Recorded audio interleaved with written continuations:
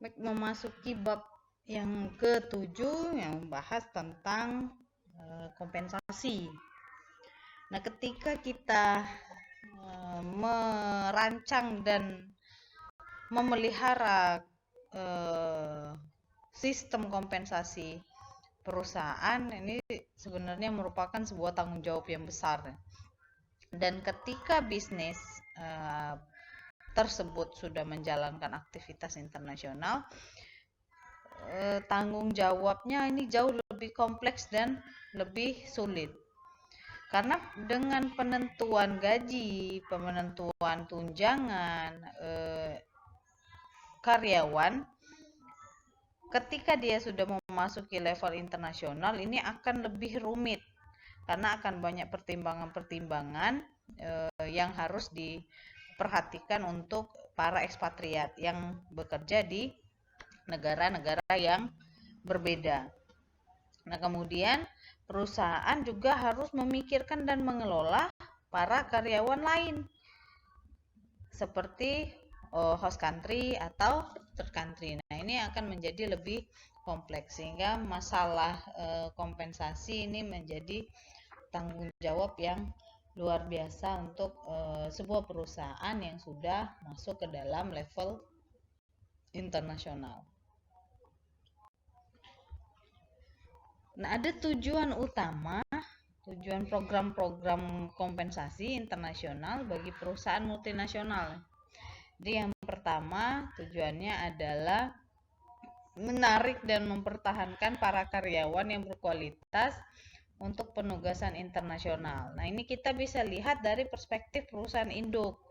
Nah, tetapi dia juga harus meliputi parent country, host country, dan third country. Nah, kemudian yang kedua, memfasilitasi transfer antara cabang-cabang asing. Di antara cabang-cabang asing dan perusahaan induk ya, atau kantor pusat, atau antara perusahaan induk dan lokasi-lokasi asing.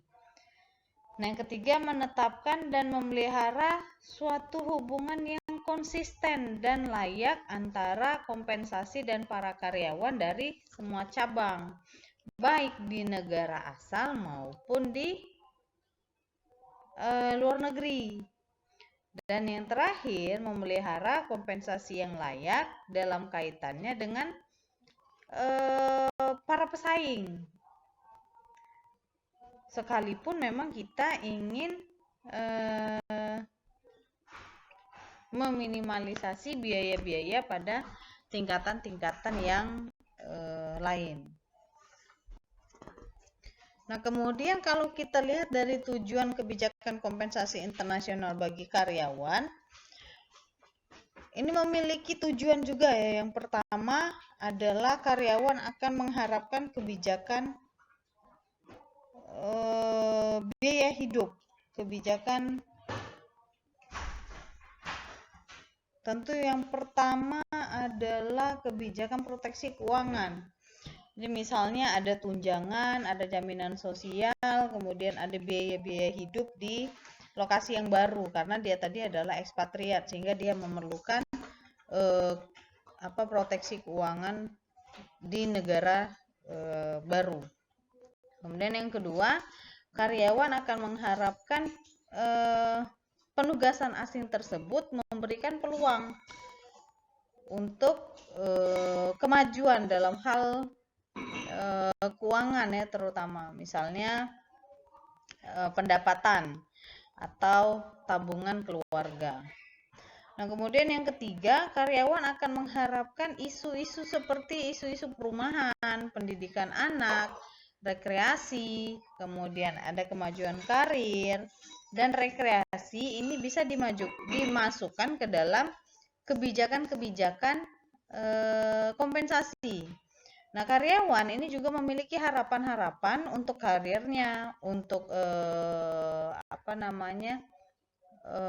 repatriasinya nanti, karena tidak selamanya seorang ekspatriat itu akan tetap menjadi ekspatriat. Tentu dia akan kembali ke negaranya dan bekerja kembali di negaranya, dan harapan ini diinginkan atau dimasukkan di dalam kebijakan-kebijakan kompensasi yang dipertimbangkan oleh perusahaan internasional. Baik, komponen kunci program kompensasi internasional. Nah, memang kompensasi internasional ini jauh lebih kompleks ya, terutama untuk perusahaan multinasional yang mempunyai 3 kategori karyawan, yaitu parent country, third country, dan host country. Nah, kita bahas satu-satu. Yang pertama ada komponen gaji pokok. Nah, istilah gaji pokok ini artinya akan berbeda ketika para karyawan tersebut bertugas di luar negeri. Nah, kalau dalam konteks domestik, gaji pokok ini menunjukkan jumlah kompensasi tunai sebagai patokan untuk unsur kompensasi lain ya, misalnya gaji bonus, tunjangan, dan lain-lain. Nah, untuk para ekspatriat, gaji pokok ini merupakan komponen utama suatu paket penghargaan. Nah, misalnya ketika kita mengaitkan antara gaji pokok dengan premi, dengan jasa, dengan tunjangan biaya hidup, tunjangan perumahan, dan juga merupakan dasar untuk tunjangan dalam pekerjaan jasa dan kontribusi pensiunnya nanti. Nah, gaji pokok dapat dibayarkan dalam mata uang negara asal atau mata uang negara setempat. Nah, gaji pokok ini adalah dasar bagi kompensasi internasional, baik dia parent country nasional atau third country nasional. Nah, perbedaannya dapat terjadi pada paket karyawan, tergantung apakah gaji pokok tersebut dikaitkan dengan negara asal parent country atau third country, ataukah dia punya tarif sendiri, misalnya tarif internasional. Nah, yang kedua, imbalan bekerja di negara asing. Hardship premium namanya istilahnya ya, tunjangan hardship. Nah, para karyawan yang berasal dari negara induk atau parent country ini sering menerima premi gaji atau istilahnya salary premium sebagai imbalan untuk menerima penugasan asing atau kompensasi yang lebih susah karena dia ditransfer ke negara asing. Nah, dalam keadaan seperti itu bisa kita definisikan kesusahan atau kesukaran tadi merupakan syarat untuk premi. Kemudian jumlah untuk premi tadi yang dibayarkan oleh perusahaan.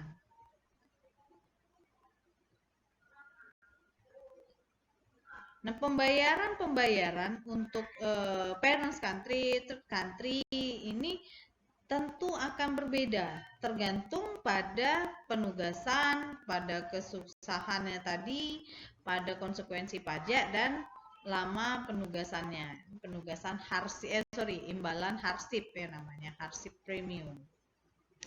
Nah, kemudian yang ketiga tunjangan allowance. Nah, isu yang berkaitan dengan tunjangan ini sebenarnya memang sesuatu yang perlu sangat dipertimbangkan dalam kebijakan kompensasi secara menyeluruh.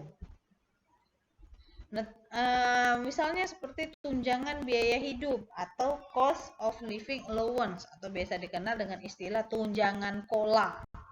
Nah, ini tunjangan KOLA ini menerima perhatian paling banyak karena fungsi dari tunjangan KOLA ini adalah untuk menutup perbedaan pengeluaran antara negara asal dan negara asing. Misalnya untuk menanggung perbedaan inflasi dari negara asal dengan negara asing. Nah, seringkali tunjangan KOLA ini susah ditentukan. Nah, sehingga perusahaan ini menggunakan organisasi asing. Organisasi asing seperti konselor untuk menentukan besaran tunjangan KOLA. Karena dengan adanya konselor tadi dia bisa memberikan informasi tunjangan biaya hidup dan dasar-dasar biaya hidup global. Nah, biasanya datanya tentu data-data yang terkini karena kita menggunakan konselor tadi. Nah, kemudian selain dari tunjangan KOLA, tadi ada juga yang namanya tunjangan perjalanan kembali ke negara asal atau home leave allowance. Nah, banyak perusahaan ini menggunakan biaya tunjangan untuk perjalanan kembali ke negara asal ini diberikan setiap tahun. Nah, tujuannya untuk membayarkan perjalanan atau memberikan peluang kepada para ekspatriat untuk bertemu ya dengan keluarga, memperbaiki hubungan silaturahmi, memperbaiki hubungan bisnis, karena bisa membantu karyawan dan keluarganya untuk masalah-masalah penyesuaian kemarin yang kita bahas, masalah penyesuaian diri dengan negara asal. Mungkin ada juga yang homesick misalnya. Nah, untuk menghindari hal-hal yang seperti itu. Nah, kemudian ada tunjangan pendidikan untuk anak-anak ekspatriat. Nah, ini merupakan bagian dari tunjangan-tunjangan ini tadi ya. Jadi selain dari tunjangan KOLA, kemudian ada tunjangan home leave allowance, kemudian ada tunjangan pendidikan, ada juga tunjangan relokasi. Nah, biasanya meliputi biaya pendidikan, kemudian biaya pengiriman barang, kemudian biaya hidup sementara. Nah, biaya hidup sementara ini ketika dia pindah kan nggak langsung dia bisa dapat rumah, bisa jadi dia tinggal di apartemen yang disewa dan seterusnya. Nah, itu bisa diberikan tunjangan. Kemudian ada kehilangan alat-alat rumah tangga atau pembelian alat rumah tangga yang baru.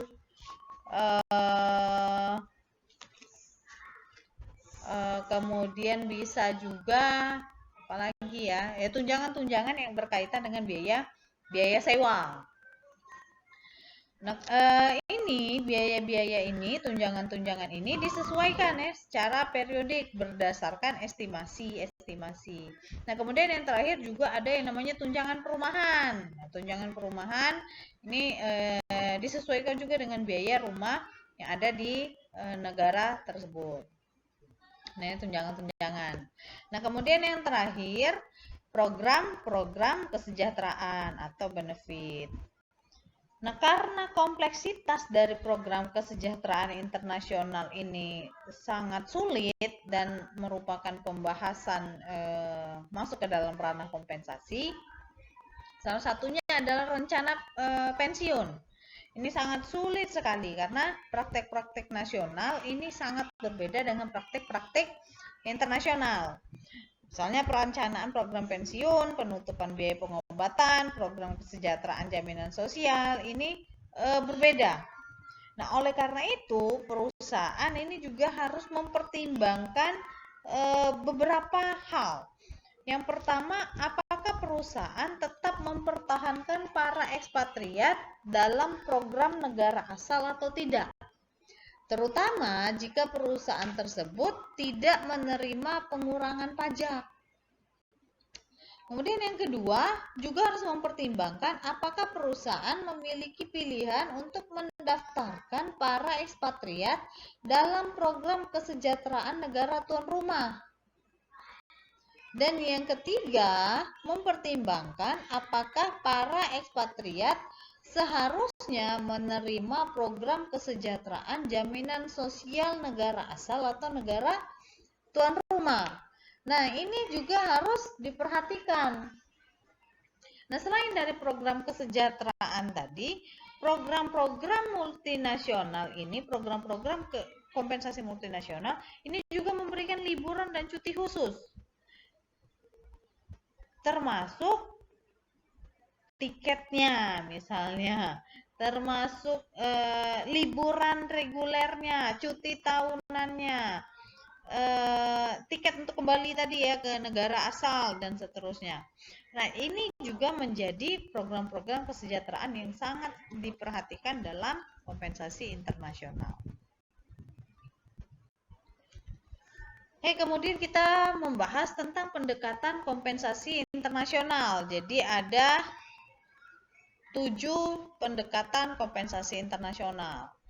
Yang pertama adalah pendekatan going rate atau market rate. Sebenarnya ada pilihan utama ya, makanya nanti akan saya bahas yang agak panjang. Ini adalah 2 pendekatan. Yang pertama yaitu pendekatan going rate atau disebut juga dengan pendekatan market rate dan pendekatan balance sheet. Nah, kadang-kadang juga dikenal dengan istilah pendekatan build up. Nah, kita gambarkan satu-satu ya. Untuk pendekatan going rate atau market rate. Nah, dengan pendekatan going rate, jika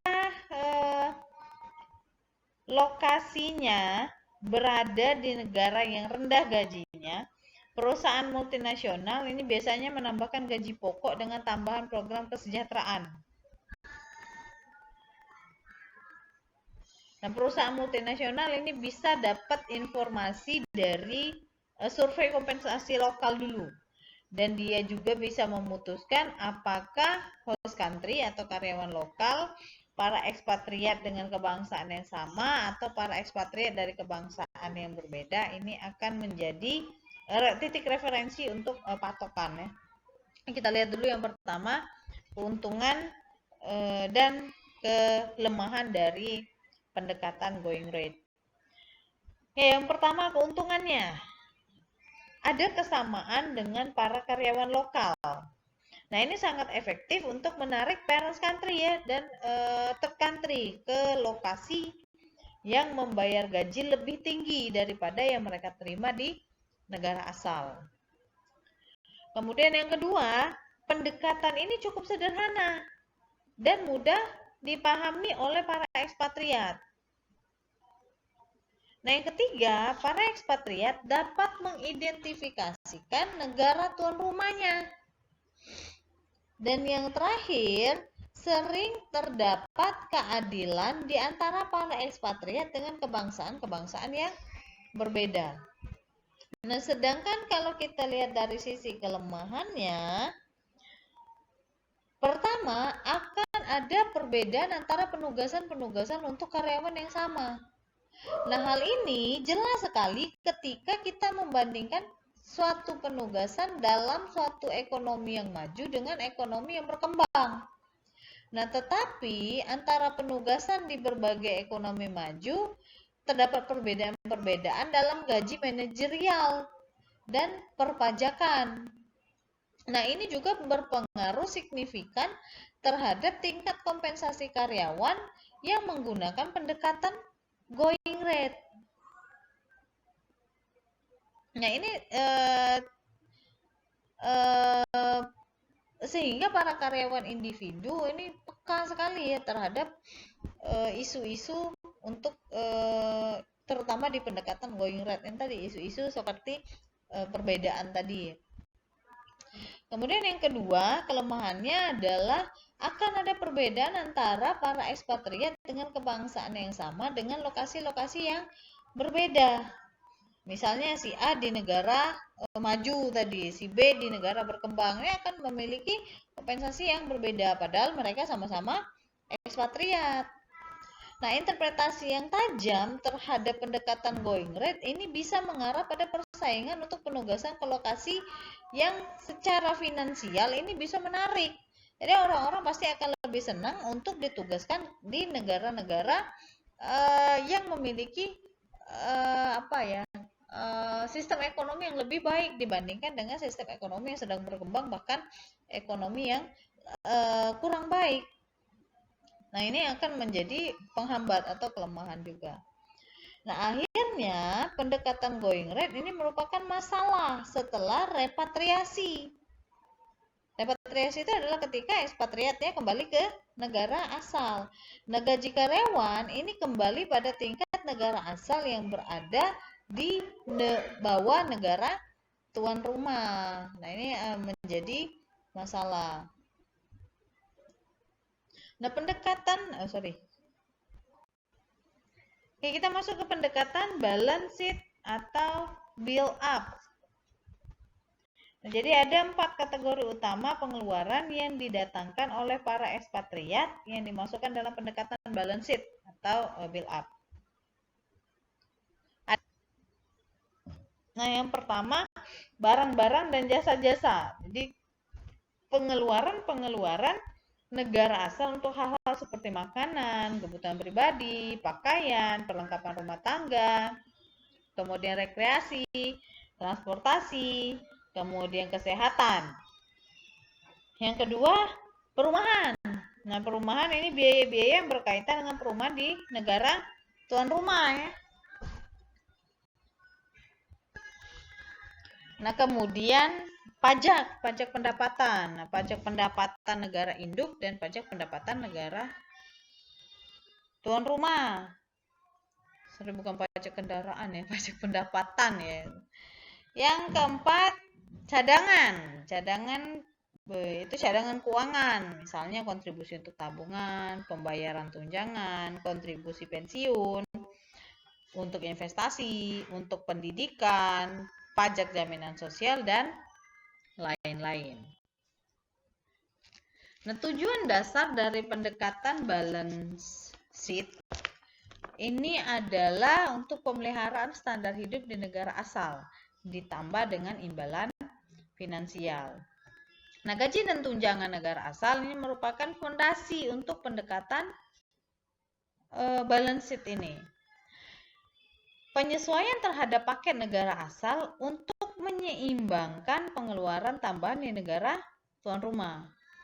Nah, insentif keuangan ditambahkan untuk membuat paket balance sheet ini lebih menarik. Nah, sistem paling umum yang digunakan oleh perusahaan multinasional saat ini adalah balance sheet ini atau dikenal dengan istilah build up ini. Keuntungan dan kelemahan pendekatan balance sheet. Nah, terdapat keuntungan dengan kelemahan-kelemahan ya dengan menggunakan pendekatan balance sheet, sama tadi dengan pendekatan going rate tadi ya. Pendekatan balance sheet ini juga ada keuntungan dan kelemahannya. Jadi kita bahas dulu yang keuntungan ya. Jadi dia ada 3 keuntungan utama. Yang pertama, pendekatan balance sheet ini menyediakan keadilan antara penugasan asing dan para ekspatriat dengan kebangsaan yang sama. Yang kedua, repatriasi dan para ekspatriat ini difasilitasi oleh penekanan adanya keadilan dengan negara induk, karena kompensasi ekspatriat ini tetap dikaitkan dengan sistem kompensasi negara induk. Jadi akan lebih menguntungkan ketika ekspatriat menjadi repatriat ya. Dan yang ketiga, pendekatan balance sheet ini mudah untuk dikomunikasikan. Nanti akan kita lihat di nanti tabel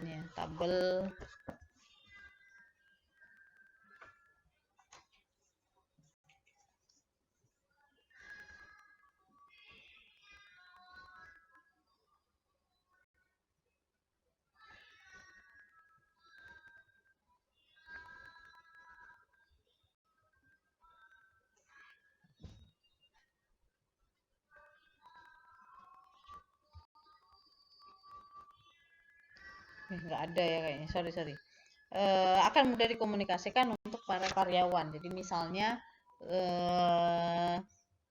di lembar kerja untuk kompensasi ekspatriat itu kan nanti akan ada identitas dan akan ada komponen-komponen dari sistem penggajiannya. Jadi misalnya ada gaji pokok, tunjangan biaya hidup, premi jasa luar negeri, kemudian pengurangan perumahan, pengurangan pajak, dan lain-lain. Nah, ini akan lebih mudah dikomunikasikan kepada para karyawan. Nah, sedangkan kelemahannya untuk balance sheet ini ada 2. Yang pertama, ini bisa berakibat pada terjadinya disparitas atau perbedaan. Nah, baik perbedaannya ini terjadi dengan kebangsaan yang berbeda maupun antara parent country dan third country. Nah, masalah-masalah bisa muncul ketika karyawan internasional dibayar dengan jumlah yang berbeda untuk jenis pekerjaan yang sama di lokasi negara tuan rumah. Misalnya di kantor pusat regional di Singapura ada bank dari Amerika. Nah, seorang karyawan first country dan seorang third country dari negara lain, anggaplah misalnya dari Australia, ini akan mendapatkan kewajiban yang sama, tetapi karyawan Amerika ini akan menerima gaji yang lebih tinggi dibandingkan dengan karyawan dari Australia.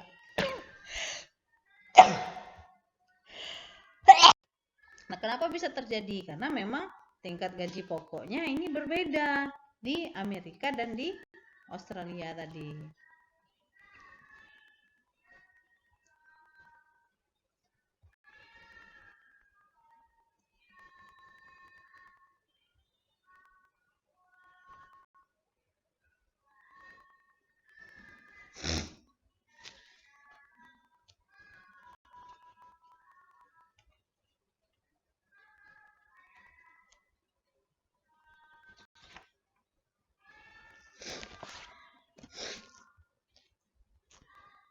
Nah, kelemahan berikutnya adalah pendekatan ini memang sebenarnya sederhana ya untuk konsep, tapi bisa menjadi kompleks untuk dilaksanakan. Nah, kompleksitasnya bisa timbul dalam bentuk transfer dana yang terintegrasi antara swasta dan pemerintah, atau menguraikan dengan jelas mengenai pajak dan pensiun. Nah, ini akan lebih kompleks masalahnya.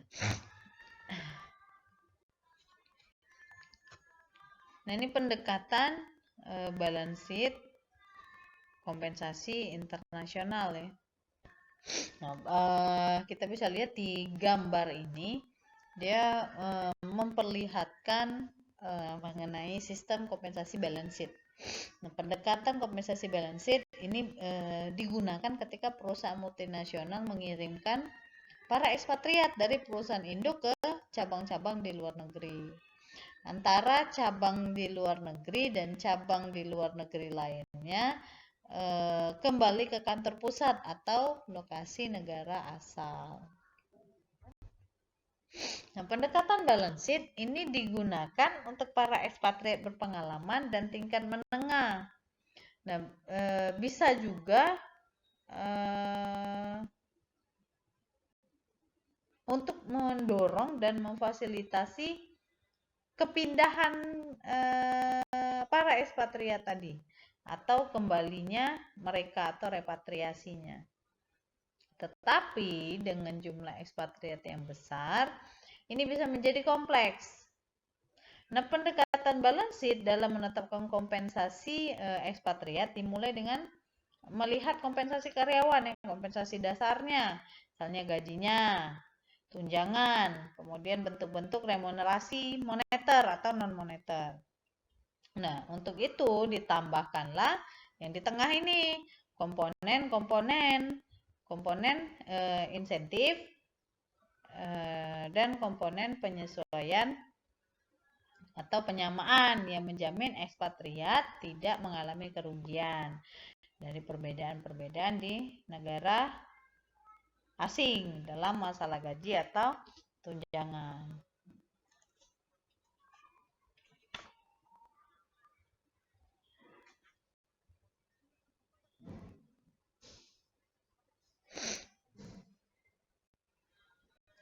Nah, kemudian pendekatan, tadi ya kita sudah bahas pendekatan tadi, yang paling sering digunakan pendekatan going rate dan pendekatan balance sheet. Namun, ada pendekatan-pendekatan lain yang sering digunakan perusahaan multinasional dan perusahaan global ya untuk memberikan kompensasi kepada para ekspatriat. Nah, yaitu pendekatan negosiasi, kemudian ada lokalisasi, nanti pendekatan lamsam, kafetaria, dan sistem regional. Nah, kita bahas satu-satu ya. Yang pertama, negosiasi. Nah, ketika perusahaan pertama kali mengirimkan ekspatriat ke luar negeri, pendekatan umum yang digunakan untuk menetapkan kompensasi dan tunjangan untuk para ekspatriat itu adalah dengan merundingkannya untuk setiap individu ekspatriatnya. Jadi pada awalnya sebenarnya pendekatan ini sangat sederhana. Dia merancang sistem kompensasi untuk para ekspatriat karena banyaknya kompleksitas tadi. Mereka menawarkan paket kompensasi seperti misalnya dibandingkan dengan kompensasi dan tunjangan-tunjangan domestiknya. Nah, ini menjadi mudah karena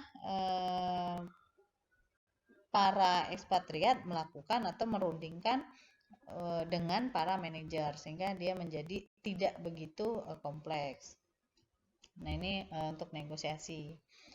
Dan negosiasi ini hanya akan gampang jika perusahaan tersebut hanya memiliki sedikit ekspatriat karena dia merundingannya dengan individu ya. Kalau udah banyak ini akan lebih sulit untuk dilaksanakan. Kemudian yang berikutnya lokalisasi. Nah, lokalisasi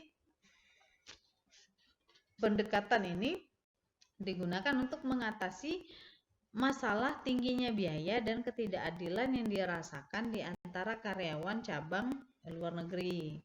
Nah, dalam pendekatan lokalisasi, para ekspatriat yang biasanya para individu yang berada pada tahap awal karirnya dibayar sebanding dengan para karyawan lokal. Nah, pendekatan ini sebenarnya sederhana juga, tetapi para ekspatriat yang berasal dari standar hidup yang berbeda dari yang dialami oleh para karyawan lokal, tambahan-tambahan khusus untuk para ekspatriat yang dibayarkan dalam pendekatan lokalisasi ini harus tetap dirundingkan. Nah, kemudian yang berikutnya pembayaran sekaligus atau istilahnya lump sum.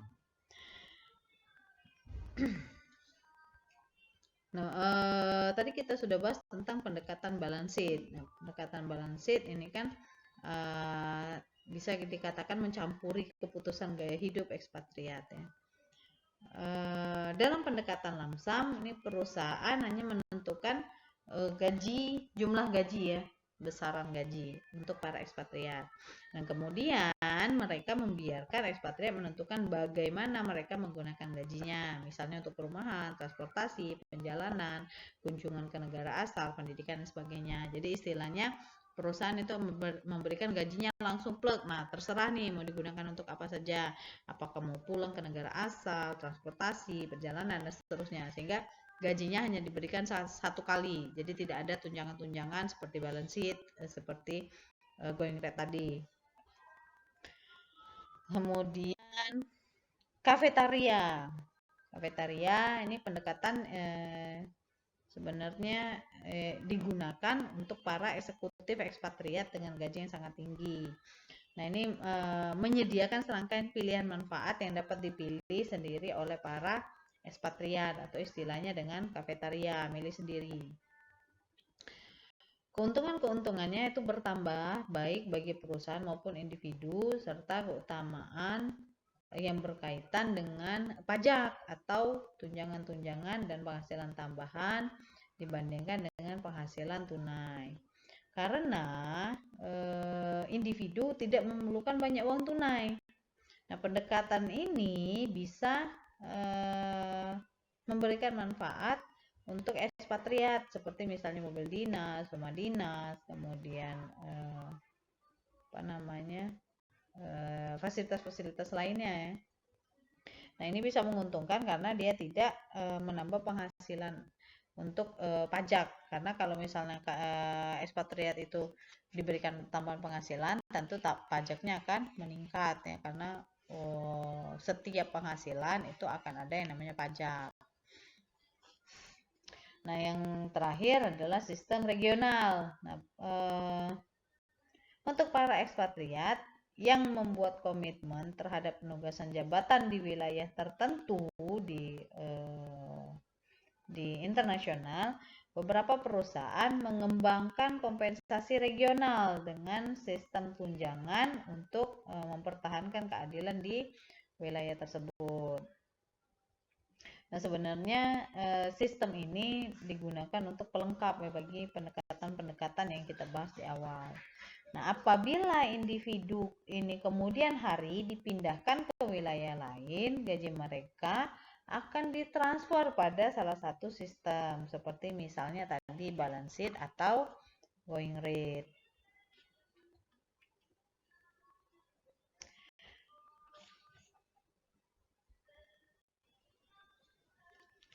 Oke, kemudian kita masuk ke perpajakan.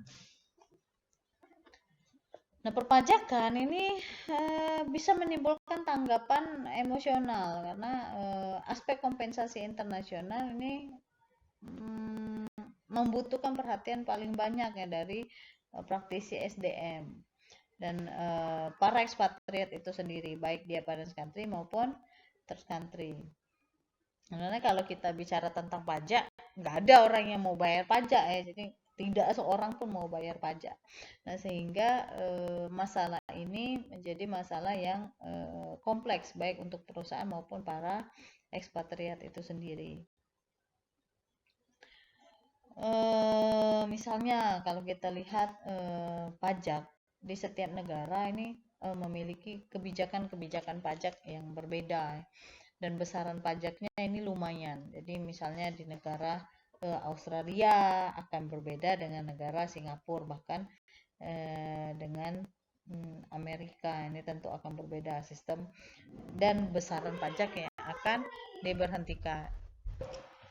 Nah, untuk kebijakan-kebijakan perpajakan, perusahaan multinasional ini memiliki 4 strategi. Yang pertama, laissez-faire. Pendekatan ini mengarahkan para ekspatriat untuk mengurus perpajakan mereka sendiri. Nah, sekalipun berarti kewajiban pajak baik negara asal maupun negara tuan rumah ya. Jadi para karyawan mengurusnya sendiri dalam memenuhi hukum-hukum dan praktik perpajakan di negara tuan rumah dan di negara asal. Nah, kemudian yang kedua, penyamaan pajak. Nah, ini program yang paling umum ya. Jadi perusahaan menahan dari kewajiban pajak penghasilan ekspatriat di negara asal, dan kemudian membayarkan semua kewajiban pajak penghasilan ekspatriat di negara tuan rumah. Nah, pada dasarnya pajak ini disamakan antara negara-negara. Sebenarnya kalau kita lihat dari sisi biaya, ini tentu akan lebih mahal jika ekspatriat ditempatkan di negara dengan pajak yang tinggi seperti di negara-negara Eropa. Nah, kemudian yang berikutnya adalah perlindungan pajak atau tax protection. Nah, dalam strategi perlindungan pajak, karyawan membayar pajaknya sampai jumlah yang ditentukan di negara asal dan perusahaan membayar perbedaannya. Nah, pada dasarnya perusahaan membayar kelebihan pajak penghasilan di atas penghasilan negara asal. Nah, jika tarif pajak lebih rendah di negara penugasan asing, maka karyawan menerima perbedaannya tadi. Nah, perusahaan melindungi ekspatriat dari pajak luar negeri yang tinggi sebenarnya untuk kebijakan perlindungan pajak ini tadi. Nah, kemudian yang terakhir, kebijakan khusus atau ad hoc policy. Nah, dalam strategi ini ekspatriat ditangani secara berbeda tergantung pada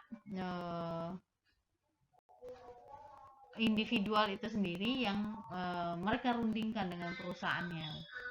Nah, tunjangan-tunjangan khusus misalnya dibayarkan pada para ekspatriat yang dipandang sebagai orang yang memiliki penghasilan yang dikenakan pajak.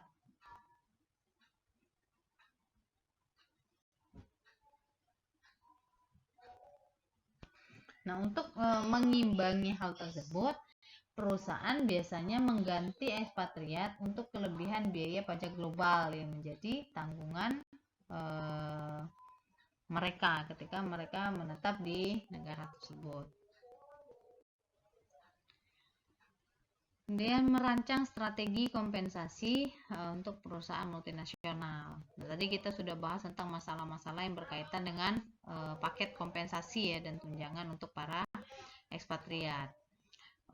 Tentu perusahaan harus melakukan pengujian ya untuk program kompensasi dan tunjangan tersebut.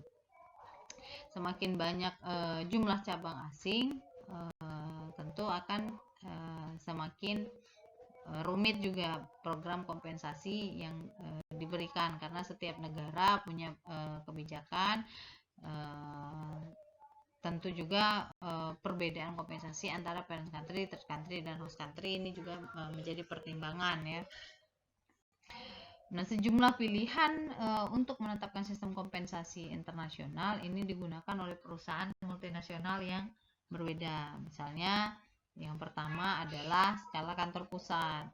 Nah, ini skala kantor pusat ini adalah skala dunia yang didasarkan pada tingkatan gaji di perusahaan induk dengan perbedaan-perbedaan yang ditetapkan untuk setiap cabang sesuai dengan perbedaan biaya hidup di negara tersebut, di negara host country-nya. Karena saya bilang tadi bahwa setiap negara ini memiliki kebijakan yang berbeda, biaya hidup yang berbeda. Nah, sehingga harus ada pertimbangan-pertimbangan lain untuk memberikan kompensasi terhadap ekspatriat. Kemudian yang berikutnya kewarganegaraan.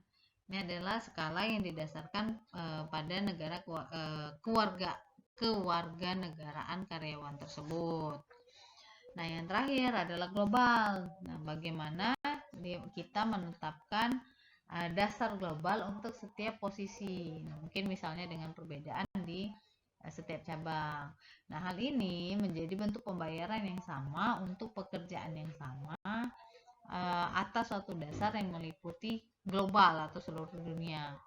Nah, pendekatan global ini diikuti oleh para karyawan dengan jabatan khusus atau kualifikasi gaji tertentu.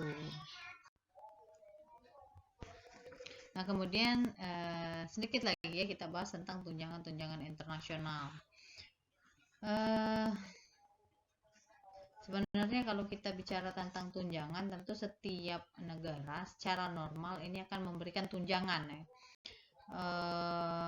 Namun besaran dan bentuk serta jenis tunjangannya tentu akan berbeda di setiap negara. Tunjangan yang pertama ini tunjangan, kita bicara tentang tunjangan fleksibel. Ini merupakan pendekatan terhadap tunjangan-tunjangan dalam sejumlah organisasi terutama di Amerika. Jadi pada dasarnya karyawan biasanya diberikan pilihan sampai pada batasan tertentu. Nah, pilihannya ini bisa berupa kontribusi pensiun, asuransi kesehatan, asuransi jiwa, dan lain-lain. Nah, perusahaan multinasional ini mulai melihat tunjangan fleksibel untuk operasi global. Nah, perusahaan multinasional ini merancang rencana tunjangan fleksibel global yang mirip dengan yang telah dilakukan di Amerika, karena kiblatnya di Amerika ini telah berhasil. Nah, yang pertama, tunjangan fleksibel ini telah berhasil di Amerika ya, sehingga perusahaan negara lain mulai memandang ide-ide tersebut untuk diterapkan di perusahaannya. Perusahaan multinasional ini perlu menarik dan melihat gugus kerja yang lebih beragam. Misalnya umur, status perkawinan, status keluarga. Nah, jadi mereka mencari tunjangan-tunjangan fleksibel yang menjadi cara yang menarik bagi karyawan dengan kebutuhan tunjangan yang berbeda. Kemudian perusahaan asing yang berinvestasi dalam bidang kesehatan di Amerika dan bagaimana pentingnya tunjangan fleksibel di Amerika ini untuk mengendalikan pentingnya biaya pemeliharaan kesehatan. Nah, kemudian yang terakhir, gugus tugas yang bertambah tua di seluruh dunia ini mengarahkan perusahaan multinasional untuk melihat bahwa tunjangan fleksibel ini adalah salah satu cara untuk menyediakan tunjangan yang beragam untuk semua karyawan dengan program tunjangan yang sama. Yang terakhir kita akan membahas kompensasi dalam bentuk kepemilikan saham dan rencana keikutsertaan modal. Nah, istilahnya itu adalah Employee Share Ownership Plan atau ESOP. Nah, ini adalah rencana kepemilikan saham karyawan. Konsep kepemilikan karyawan ini kepemilikan saham ini sebenarnya bukan sesuatu yang baru, bahkan tanpa pun ini perusahaan tersebut sudah go internasional, sudah menjadi perusahaan global, sistem ini pun sudah dilakukan di perusahaan-perusahaan nasional jika dia telah menjadi perusahaan perseroan terbatas atau PT. Nah, selama beberapa tahun terakhir ini banyak pendekatan kepemilikan saham yang sudah berhasil di beberapa negara, terutama untuk perusahaan-perusahaan swasta ya, perusahaan-perusahaan swasta, karena ini akan menjadi menjadi motivasi juga bagi para karyawan ketika dia memiliki saham di perusahaan tersebut. Jadi motivasi untuk meningkatkan kinerja karyawan tersebut. Nah, fokus utama di sini di kepemilikan saham ini adalah untuk menyediakan para karyawan dengan persentase kepemilikan yang signifikan di dalam perusahaan. Yang gunanya tadi adalah untuk memberikan motivasi, sehingga jika karyawan merasa memiliki, tentu diharapkan karyawan tersebut bisa memberikan yang terbaik dan memberikan kinerja yang baik kepada perusahaan. Oke, demikian untuk hari ini saya cukupkan. Selamat pagi dan selamat melanjutkan aktivitas.